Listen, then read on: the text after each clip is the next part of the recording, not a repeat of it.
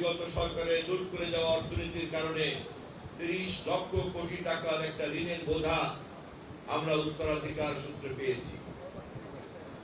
আমাদেরকে প্রতি বছর ঋণ শোধ করতে হবে $5 বিলিয়ন। আমাদের রপ্তানি আয় বছরে মাত্র $40 বিলিয়ন। আমাদের রেমিটেন্সের ইনকাম 20 থেকে 22 বিলিয়ন।